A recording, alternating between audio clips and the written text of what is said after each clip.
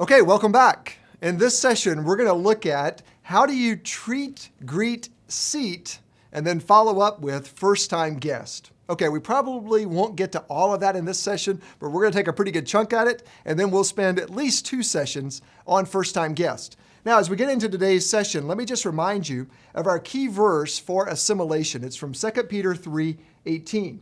It reads, "You must grow in the grace and knowledge of our Lord and Savior, Jesus Christ." And the truth is, for most people, that process of growing in Jesus Christ, of understanding who Jesus is, it starts when they come to church for the first time. So I don't know if you can remember in your own personal walk with God when you came to church for a first time. But coming to church for the first time can be a very intimidating process. And even if you can't remember coming to church for the first time, you can certainly remember going on vacation and checking into a hotel for the first time. Perhaps you went to a large resort and you walk in there and you're not even sure where to park or where to unload your luggage or where the front desk is. This can be a very confusing and unsettling experience to go somewhere that you've never been for the first time. Well, when it comes to first-time guests, they have the same experience as you have when you go somewhere for the first time. But unfortunately, coming to church is even more intimidating. You know, it's a very intimidating thing for someone who's never been to church to show up at a church for the first time. They don't know where to park. They don't know if they're going to be welcomed. They don't know if they're going to like the people. They don't know if they can trust you with their children, or they don't even know where to enter. And some of you have renovated your sanctuary so much that if they come in what looks like the main door, they actually walk into the choir loft. So this is something we really have to think about, that first-time guest experience. And you know, a lot of people will come to church for the first time, but it's a very difficult challenge to get them to return to church for a second time. But here's a startling statistic.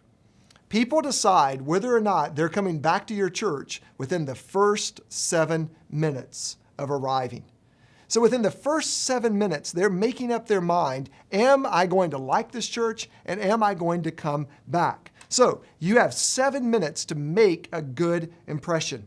Now, there are some things you can do to overcome that if you make a bad impression, so it's not like it's your only chance. God will give you grace and hopefully power, even if you mess it up. But we want to do all that we can in those first 7 minutes to make a good impression on our first-time guest. And so if you think about it, if you're a teaching pastor or a preaching pastor or the senior pastor, first-time guests have probably already made up their mind before you've even delivered the first word of your sermon.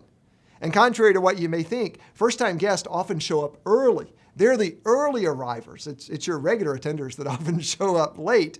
So they show up before the service starts. Maybe they sit in the parking lot for a couple of minutes and watch people go in and out of your building to try to figure out how the flow might work. They might go in and sort of spy on the children's area before they go to check in. They might arrive in the sanctuary when there's just a handful of people. And what are they thinking about? What are they experiencing? What are you putting in their hands? How are you creating that experience, basically from the parking lot all the way into the church, and then once they get back home? Well, that's what we're going to look at in these sessions.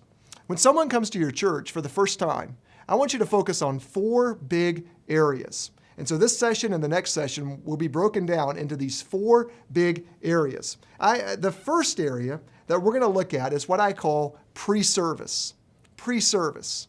This is the focus that I want you to have in your church before the service even starts. So you can kind of think of the pre-service area as the area of first contact. It's the time they arrive into your parking lot and they make it all the way into the pew. Or the way I like to think of that is from the street to the seat. So before the service even starts, you've got to get them from the street into the seat. Now, let me just put you in the mind of someone coming to church for the first time. So maybe you can think of someone who recently was a guest at your church. I almost said a visitor at your church. I'd have been cursing at you here in our second session. But think of someone who recently was a guest at your church for the first time. If you know them, maybe you can literally visualize them. Let's just take a family who lives down the street.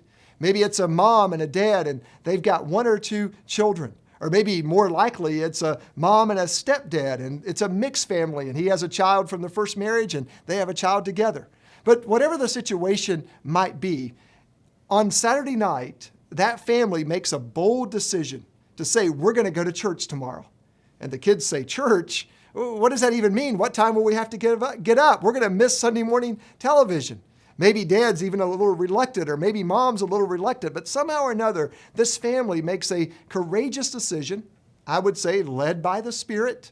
Probably God is already working in their life through some tension, transition, or trouble that they're going through. And for the first time in a long time, or maybe for the first time since never, they are thinking about going to church. And so now on Sunday morning, they have all of these dreams about what that Sunday morning is going to be like.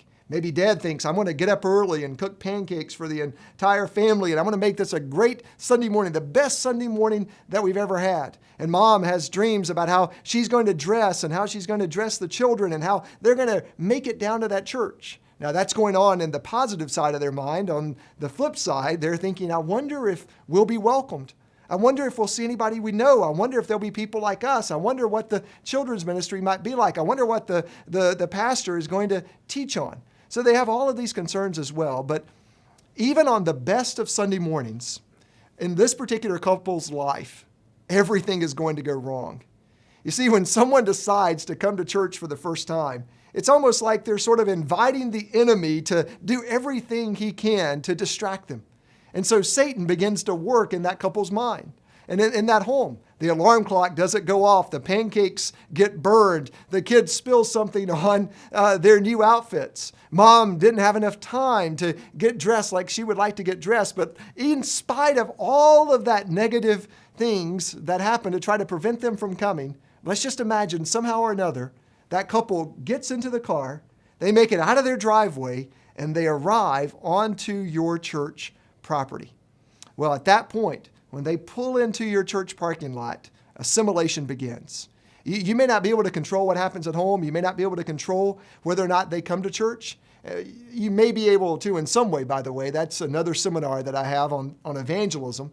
But when they pull into that parking lot, you want to do everything you can to make that the best first 7 minutes of their life. So let's talk about that area of first contact, or the big area of pre-service. So when someone pulls into your parking lot, as they're in the parking lot, as they're making their way into your building, there are 4 areas of first contact. So 4 areas of first contact. Here's number 1. Number 1, how are they going to be greeted? Greeted. How are they going to be greeted? Now, when you think about greeted, and I'll explain why they all start with ED, you'll see as we go along. But when you think about greeted, you often think about greeters. And I want to talk about greeters and give you some advice on greeters. In fact, in the supplemental resources that you have with the seminar, you can see a basic job description as to what a greeter should do. But there are really 2 types of greeting that a person coming to your church for the first time would receive. The first is the inanimate greeting of all the inanimate stuff at your church, all the non-human stuff. So for example, your parking lot is a greeter. Your sign is a greeter. Your signage is a greeter. And so what is the physical environment of your church saying to the people who are attending for the first time? I mean, how does your sign look? How is the yard maintained? Is the parking lot clean? Are entry points clearly marked in your church? You know, it's very expensive, of course, to keep all of this stuff up to date. If you've got a large parking lot, that can be very expensive just to maintain that. So I'm not talking about perfection. Don't get me wrong. I'm talking about excellence. So let me give you my definition of excellence. Excellence is doing the best you can with what you've got. It's doing the best you can with what you've got. You know, maybe you're a church that's been struggling for a long time, and the parking lot, it needs a lot of repair. But you can do the best you can with what you've got. You can pick up the litter out of the parking lot. You can weed it. You can spray it and remove all the weeds from the parking lot. You may not be able to repave it or to repaint it, but you can do the best you can with what you've got. You may not be able to afford a lot of expensive landscaping, but you can keep things neat and trim, and volunteers in your church can make that lawn or that upkeep around the church, the landscaping, look as good as it possibly can. Well, you see, all of these things are greeting people who arrive.